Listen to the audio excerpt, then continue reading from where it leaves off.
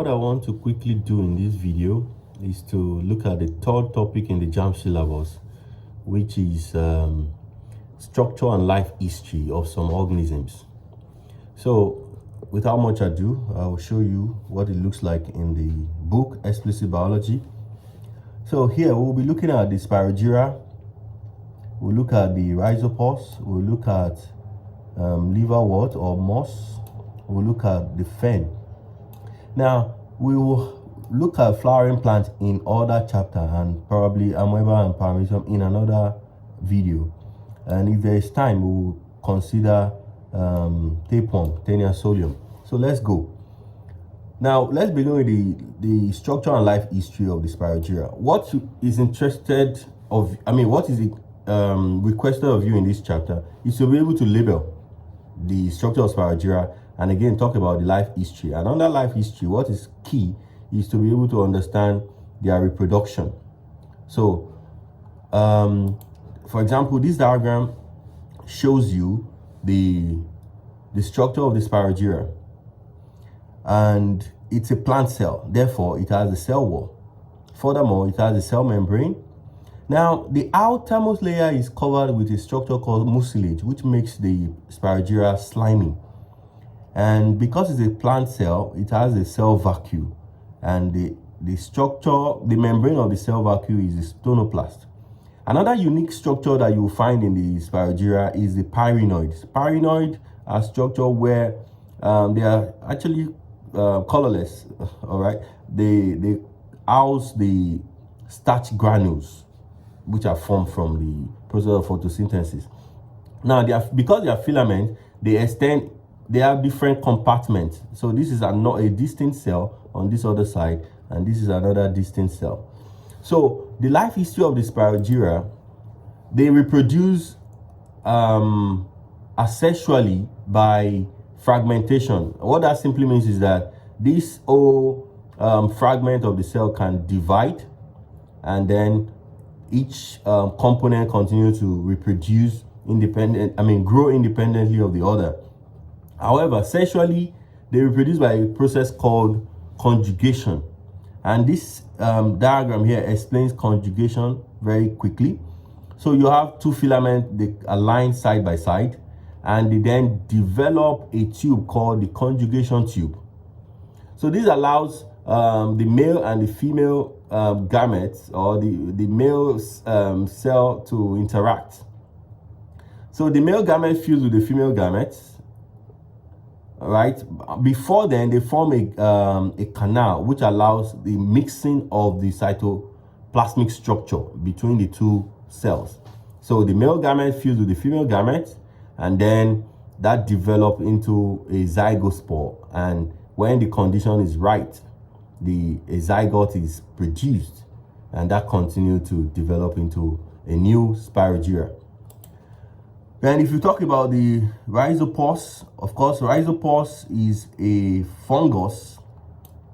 And what you should know about fungus is that they have a root-like structure called the rhizoids. Now, if we look at what that looks like, the rhizopus, they grow on substrates. They do not they do not feed autotrophically. So they are saprophytes. That means they have to feed on dead and decaying matter. This entire structure here, the rhizoid, which is the root-like structure, and the hyphae beyond at the lower level that grows into the substrate, forms what is called the mycelium.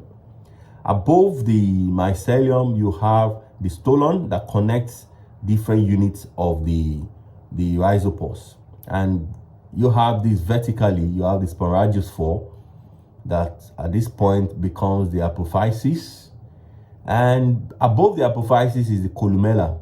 The entire structure here is called the sporangium, and within it is where you have the spores. So the columella provides nutrition for the spores that are growing within the sporangium. So what happens when the sporangium bursts? It releases the spores, and these spores again can grow into an independent rhizopus. What is the life history? They reproduce sexually and asexually.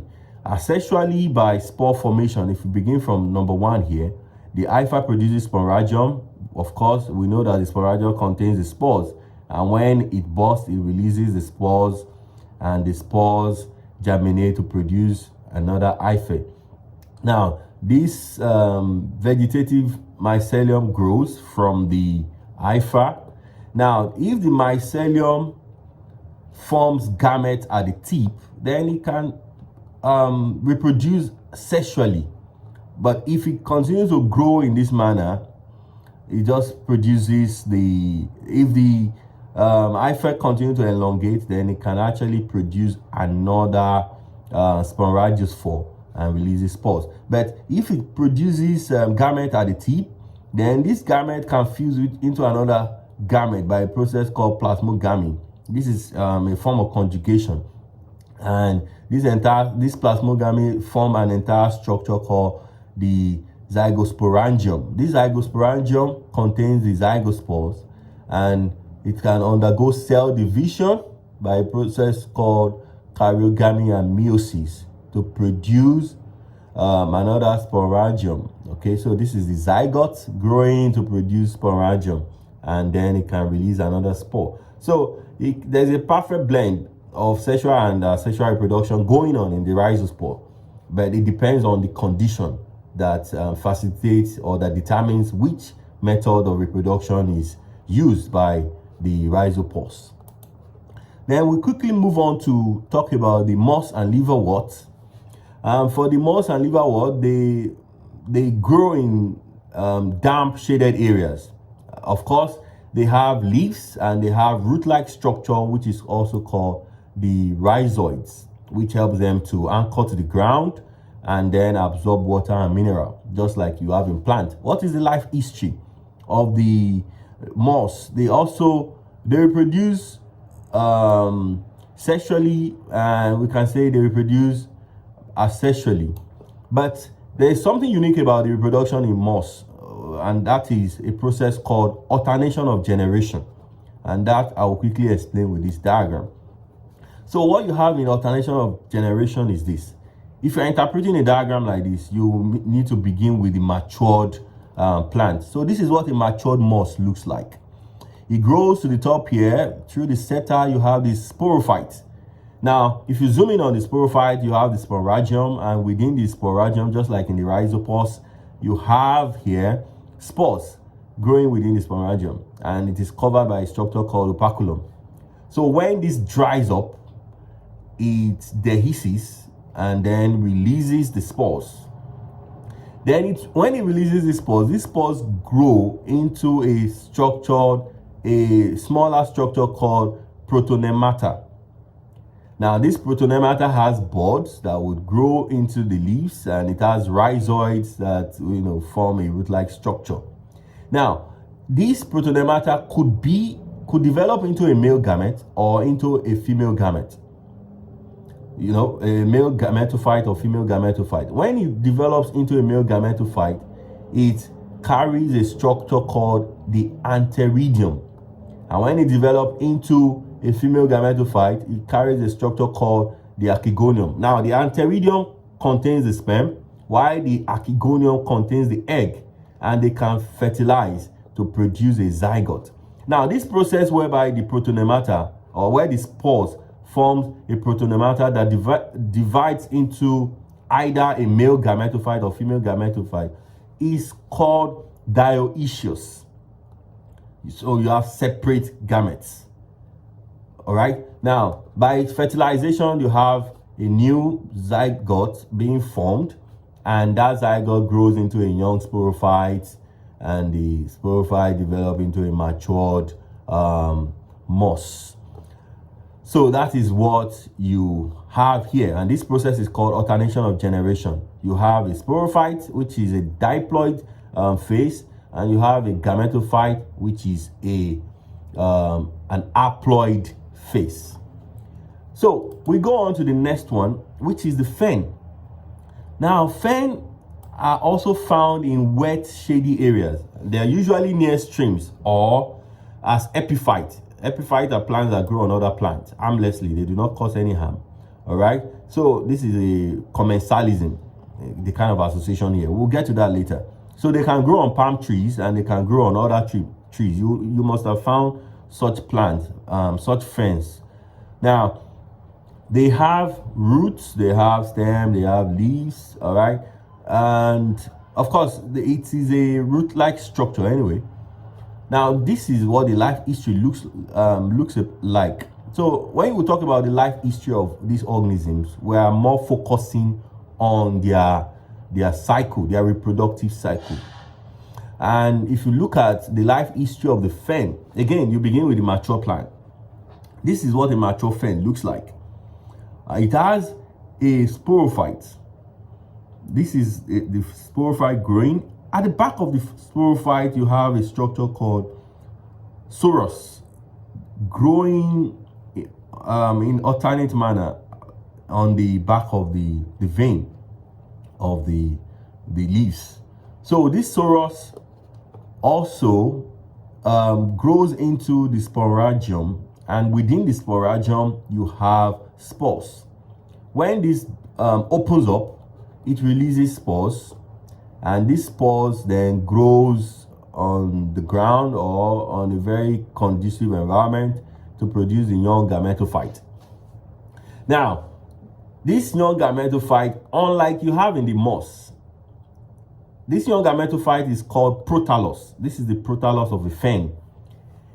It has both the archegonium, which contains the egg, and the antheridium, which contains the sperm, on one structure. So it is not distinct, and this process is called monoecious. So when the sperm is released from the antheridium, it fertilizes the egg that is released from the archegonium, and then a zygote is formed. Now, this zygote that is formed on this young gametophyte then continues to grow, deriving nutrient or support from the rhizoid from the prothallus, which develops into roots, and then it matures over time and becomes a matured sporophyte. So this is life history, and this process is alternation of generation. So you have, which is the diploid, sorry, this is here, the sporophyte, and this is the gametophyte, sorry, which is the haploid. All right, so I just need to check that. Finally, I will quickly talk about the tapeworm, which is called Taenia.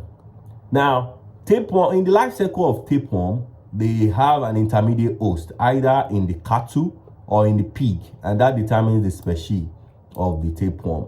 So what you should understand here, you should be able to describe the structure of the tapeworm, particularly the head structure. You have the hook, you have the sucker, you have the rostellum, which is at the topmost part of it. Below the rostellum is actually flat, then you have hooks. I can show you another image that would better explain the head structure. So here you have the taenia solium, which is carried by the pigs. You have the flat head, which is the rostellum, and you have the hooks around it. And then you have the scolex, which is the main part of the head. Then you have the suckers, with which they can absorb and within wherever their environment. Now you have the necks. They grow. They have strobulations, that's partitions, and these young partitions are called proglottids. These proglottids then continue to extend into longer adult structure. So now, in the life history of the taenia, when it is found in the cattle, it is called the taenia saginata. When it is carried intermediate, when pig is the intermediate host or secondary host, it is the taenia solium that is carried by the pig. So this is what happens. Starting from here, the head and when someone is carrying it and you defecate or urinate, and the eggs and proglottids in the feces are passed into the environment, they become this cattle and pig are infected when they ingest such item or such product, and then within this cattle and pig, the embryo penetrates the intestine and circulates within the musculature. So when these animals are killed and then they are served, they are not properly cooked to destroy this embryo, then they are further taken back. The embryo gets back into humans and then finds its way into the small intestine to become to infect humans once again. So this is the primary host. Humans are the primary host, while pig and cattle are the secondary host. So I think that has done justice to what I want to talk about under this chapter. Then if you look, there are questions in the syllabus you can find here. For example, 1999, it was asked, JAMB 1999, in which of the following organisms does each cell combine the function of nutrition, reproduction, and growth? Now, we are looking at a unicellular organism here. So one cell carrying out every function. If you look at all these options, which of these is a unicellular organism? Spirogyra. The answer is Spirogyra. Another interesting question I think I want to also quickly look at. Okay, I think I saw somewhere that talks about the pyrenoid earlier. Okay, so the slimy and slippery nature of the Spirogyra is due to the covering of the substance called, remember, the mucilage. So you should be able to identify questions. I haven't gone through the material and then be able to solve. So if you get a hold of this book, you can solve as many questions as possible, and the answers, the explanations are provided at the back of the book. And also I will attach some videos of our old videos where we have solved some of these questions in a very interactive format. In this video, check the description to find the previous videos we have solved some of these questions. So in the next video, I'll be talking about common insects in our environment. That will be the fourth topic. Please like, subscribe, share, and most importantly, leave a comment behind. I would appreciate that. So see you in the next video. Bye bye.